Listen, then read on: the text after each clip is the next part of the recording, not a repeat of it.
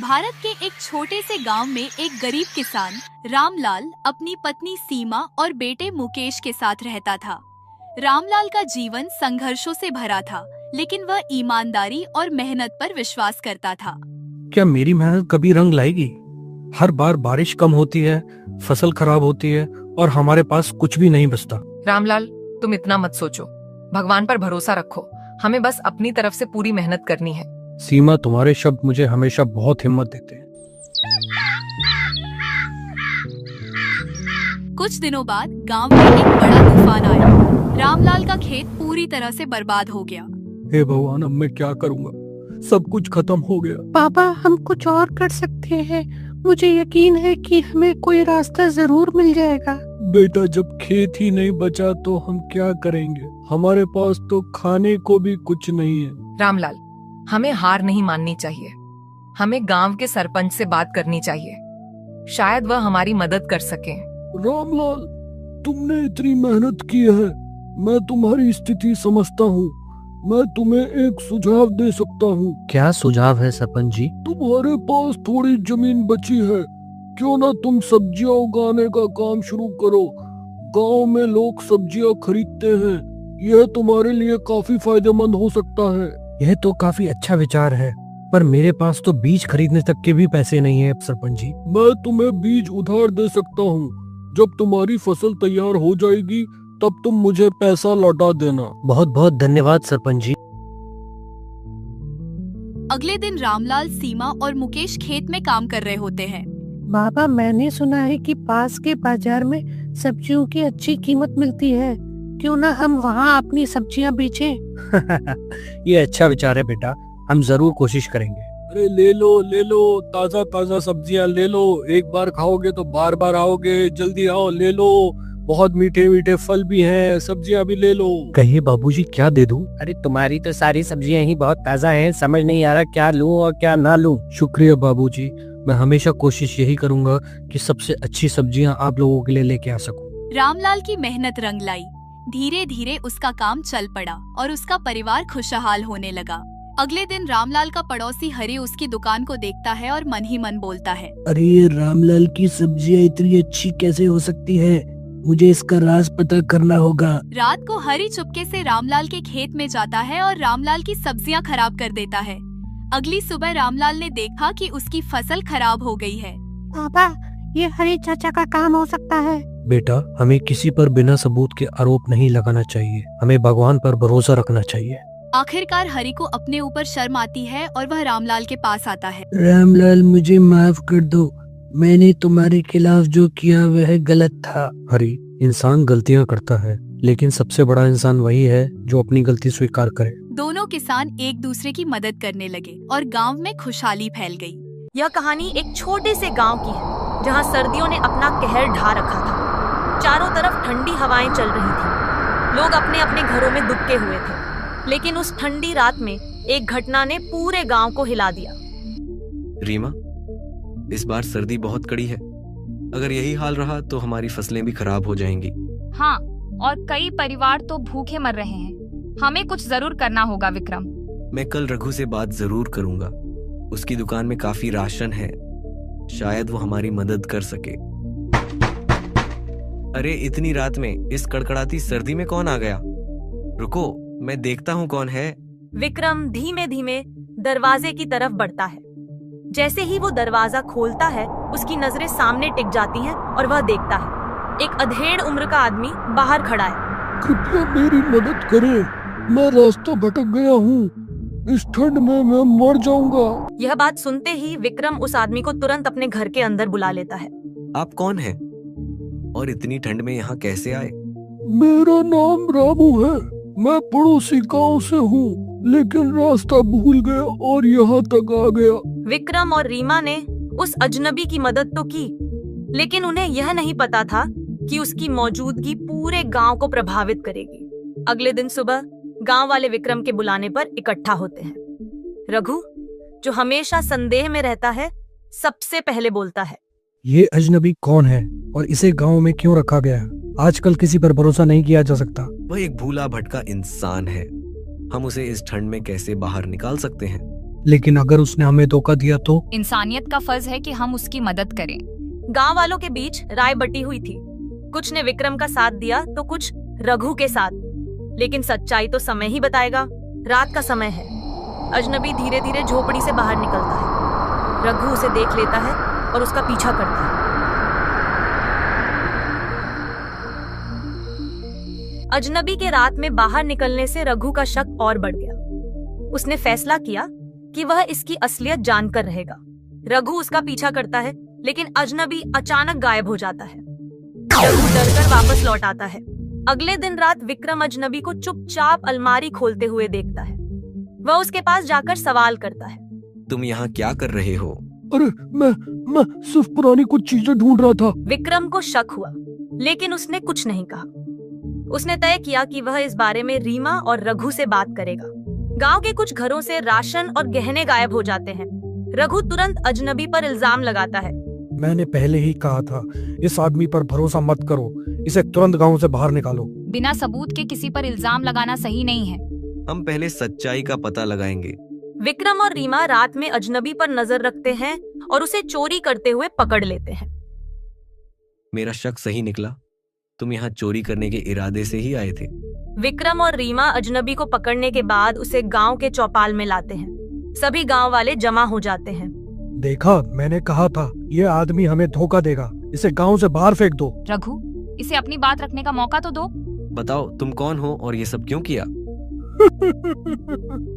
मुझे माफ कर दीजिए, मेरा नाम रामू है।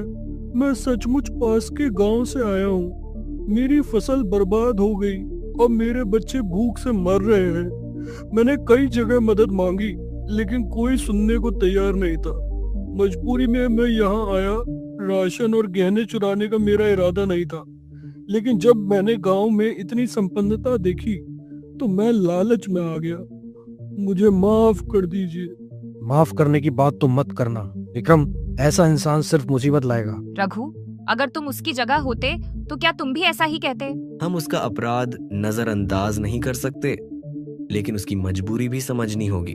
रामू ने जो किया वह गलत था, लेकिन वह हमारी मदद के लिए आया था, न कि हमें नुकसान पहुंचाने के लिए। मैं फैसला करता हूँ कि हम उसे सजा देने के बजाय मदद करेंगे। विक्रम और रीमा ने गांव वालों से अजनबी की मदद के लिए राशन और पुराने कपड़े देने की अपील की। अगर हम एक दूसरे का साथ नहीं देंगे तो ये सर्दी हम सबको हरा देगी। कुछ गांव वाले तुरंत मदद के लिए आगे आते हैं, लेकिन रघु अब भी झिझकता है। मदद करना ठीक है, लेकिन हमें अपने संसाधनों का भी ध्यान रखना होगा। रघु, 1-2 दिन की मदद से हमारा कुछ नहीं घटेगा, लेकिन किसी की जान बच सकती है। अगली रात गांव में एक रहस्यमय घटना घटती है। कुछ लोग देखते हैं कि रामू गांव के मंदिर के पास बैठा प्रार्थना कर रहा है। वहां एक अजीब रोशनी दिखाई देती है। क्या रामू सचमुच ऐसा आम इंसान है जैसा वह दिखता है? मुझे लगता है इसके साथ कोई रहस्य जुड़ा है। रामू गांव वालों का भरोसा हासिल करने के लिए कड़ी मेहनत करता है। वह गांव की बर्फ हटाने और लोगों की हर संभव मदद करने में जुट जाता है।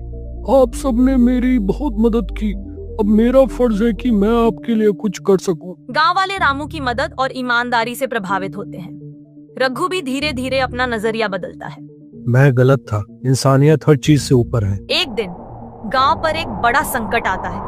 एक तेज बर्फीला तूफान गांव की तरफ बढ़ता है। विक्रम सभी गांव वालों को बचाने की योजना बनाता है। हमें सभी लोगों को पंचायत भवन में इकट्ठा करना होगा। वह जगह सबसे सुरक्षित है। रामू अपनी समझदारी और अनुभव से विक्रम की मदद करता है। वह गांव वालों को तूफान से बचाने में अहम भूमिका निभाता है। हम इस स्थिति में लड़ सकते हैं अगर हम सब एक साथ रहें तो। विक्रम के बुलाने पर पूरे गांव वाले भावुक होकर पंचायत भवन में इकट्ठा हो जाते हैं। गांव वाले मिलकर तूफान का सामना करते हैं। तूफान गुजरने के बाद सभी सुरक्षित होते हैं। ये सब हमारी एकता का नतीजा है। आप सबने मुझे एक नया जीवन दिया। मैं हमेशा के लिए आपका कर्जदार रहूंगा। जब मैं यहाँ आया था तो सिर्फ एक अजनबी था, लेकिन आज मैं आपका हिस्सा महसूस करता हूँ। रामू, तुमने भी जो साहस और जिम्मेदारी दिखाई वो काबिले तारीफ है। गांव को तुम्हारे जैसे लोगों की जरूरत है। हम सब मिलकर इसे और बेहतर बनाएंगे। अगर आज रामू नहीं होता तो मेरा घर भी सुरक्षित नहीं होता। रामू की हिम्मत ने ही हमें बचाया है। हाँ रामू, आपने इस गांव को अपना परिवार बना लिया। अब ये गांव भी आपका है। आप सबके इस प्यार और भरोसे के लिए धन्यवाद। अब मैं अपना जीवन इस गांव की सेवा और खुशहाली के लिए समर्पित करूंगा। धीरे धीरे लोग तबाही को संभालने और एक नई शुरुआत करने में लग जाते हैं। सभी यह महसूस कर चुके हैं कि एकता की ताकत से हर मुश्किल का सामना किया जा सकता है। गांव में अब नई ऊर्जा है। रामू गांव में ही बसने का फैसला करता है और खेती शुरू करता है। गांव वाले उसकी मदद करते हैं। रघु भी अब रामू का दोस्त बन जाता है। कड़कती सर्दी की उस रात ने गांव को एक नया सबक सिखाया, एकता और इंसानियत की ताकत। जब लोग एक दूसरे का साथ देते हैं तो कोई भी मुश्किल बड़ी नहीं होती। गांव में तूफान के बाद सन्नाटा है, लेकिन धीरे धीरे जीवन वापस पटरी पर आता है। रामू अब गांव वालों के साथ मिलकर फसल की तैयारी में जुट जाता है। रामू, तुम्हारे अनुभव ने हमें सिखाया कि इंसान को हमेशा हिम्मत और एकता बनाए रखनी चाहिए। तुमने साबित कर दिया कि हालात चाहे जैसे भी हों, समाधान हमेशा होता है। यह सब आपकी दया है और गांव वालों की मदद के बिना संभव नहीं था। अब मेरी जिम्मेदारी है कि मैं इस गांव का हिस्सा बनूं और इसे बेहतर बनाने में योगदान दूं। गांव वाले रामू को खुशी खुशी अपनाते हैं। रघु अपनी दुकान से रामू को खेती के औजार और बीज उधार देता है। रामू, मैं शुरुआत में गलत था, लेकिन अब मैं समझ गया हूँ कि मदद करना कितना जरूरी है। अगर तुम्हें किसी चीज की जरूरत हो तो मुझसे कहना, बिल्कुल भी शर्माना मत।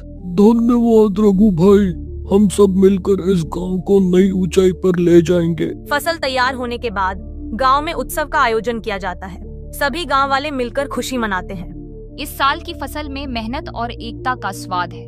यह दिन हमेशा यादगार रहेगा। यह उत्सव हमारे साहस, सहयोग और विश्वास का प्रतीक है। गांव की ठंडी रात ने उन्हें सबक सिखाया कि सर्दियां कितनी भी कड़ी क्यों न हो, इंसानियत और एकता का सूरज हर अंधकार को मिटा सकता है। रामू एक दिन विक्रम और रीमा से मिलता है और अपनी पुरानी कहानी बताता है। मैंने जो कहा था वह पूरी सच्चाई नहीं थी। मैं एक साधारण किसान नहीं हूँ। मैं एक खजाने की तलाश में इस गांव में आया था। मेरे पूर्वजों ने बताया था कि इस गांव के मंदिर के पास एक प्राचीन खजाना छुपा हुआ है, लेकिन जब मैंने देखा कि आप सब कितनी मुश्किलों में हैं, तो मुझे लगा कि यह खजाना सिर्फ मेरा नहीं बल्कि गांव का है। रामू विक्रम और रीमा को खजाने का पता बताता है। वे इसे गांव के सभी लोगों के हित में उपयोग करने का फैसला करते हैं। खजाने से मिले धन का उपयोग गांव की भलाई के लिए किया जाता है। स्कूल, अस्पताल और नई सड़कों का निर्माण होता है। ये सिर्फ धन नहीं बल्कि हमारे गांव की नई जिंदगी है। रामू, तुमने हमारे लिए चमत्कार किया है। नहीं, यह चमत्कार गांव वालों की एकता और मेहनत का नतीजा है। गांव अब खुशहाल और आत्मनिर्भर है। सभी गांव वाले रामू को सम्मान देते हैं। यह कहानी हमें सिखाती है कि दया, विश्वास और सहयोग के बल पर कोई भी कठिनाई दूर की जा सकती है। जब तक लोग एक दूसरे का साथ देंगे, तब तक हर तूफान शांत हो जाएगा।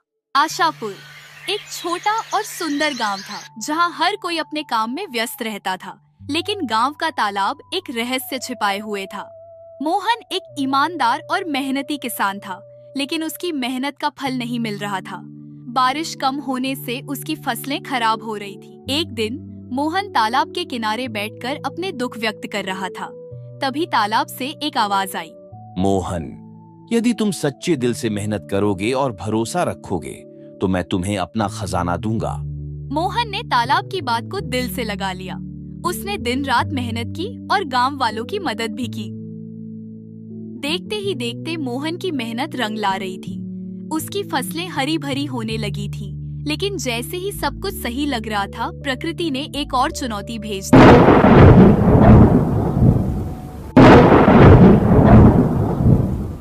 हे प्रभु, आपको कोटि कोटि प्रणाम।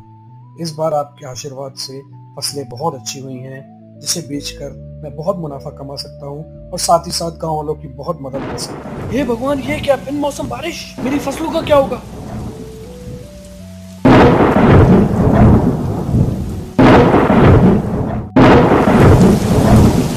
मोहन अपनी सूझबूझ से एक जाल बनाकर खेतों को बचाने की कोशिश करता है, पर तेज तूफान के चलते जाल ज्यादा देर तक टिक नहीं पाता और मोहन को भी निराश होकर वापस घर लौटना पड़ता है।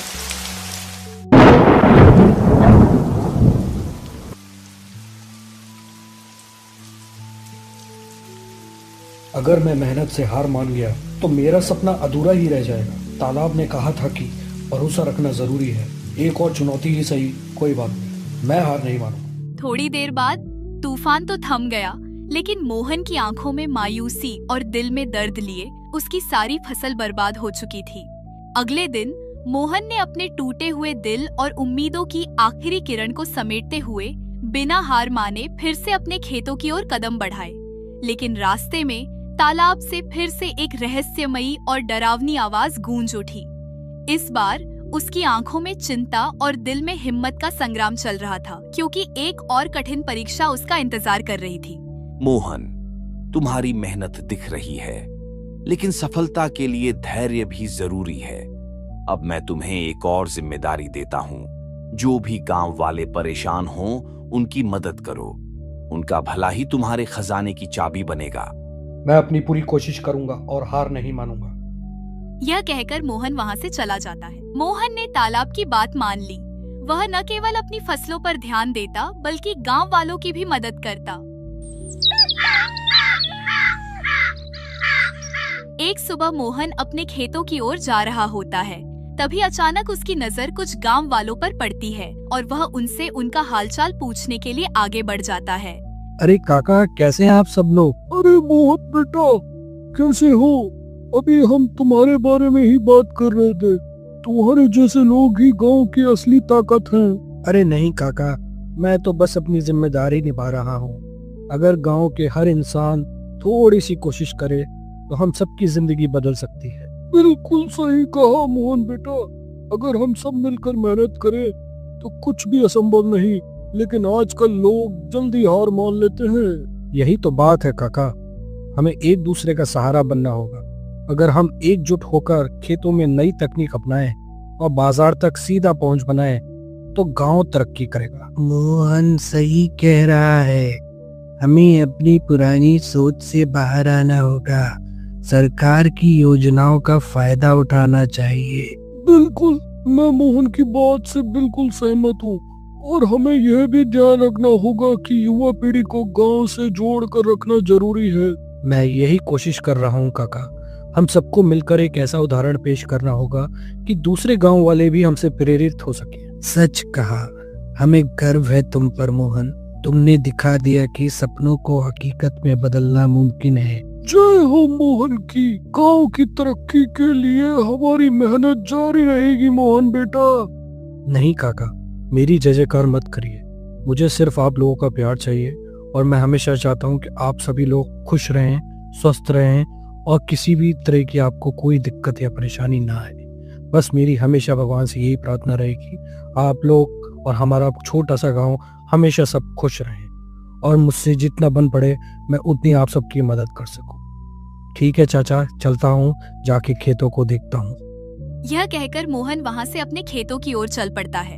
गांव वालों की मदद करते हुए मोहन को यह एहसास हुआ कि असली खुशी दूसरों के चेहरे पर मुस्कान लाने में है और यही उसकी मेहनत का असली पुरस्कार था। मोहन, तुम्हारी मेहनत, धैर्य और दूसरों की मदद के लिए तत्परता ने तुम्हें असली खजाने तक पहुंचा दिया। ये खजाना तुम्हारे खेतों में है। खजाना खेतों में है? मुझे कुछ समझ नहीं आ रहा। कोई बात नहीं, मैं अपने खेतों की तरफ ही चलता हूँ, देखता हूँ मेरी फसलें कैसी हैं। यह कहकर मोहन अपने खेतों की तरफ निकल जाता है और जैसे ही वह अपने खेतों को देखता है तो उसे अपनी आंखों पर भरोसा नहीं होता, क्योंकि उसकी फसल सोने की फसल बन जाती है। मोहन की मेहनत और तालाब की कृपा से आज पूरे गांव में खुशहाली है। यह कहानी हमें सिखाती है कि मेहनत और भरोसे के साथ साथ दूसरों की मदद करना ही असली खजाना है। मोहन ने न केवल अपने जीवन को बेहतर बनाया, बल्कि पूरे गांव की तकदीर बदल दी।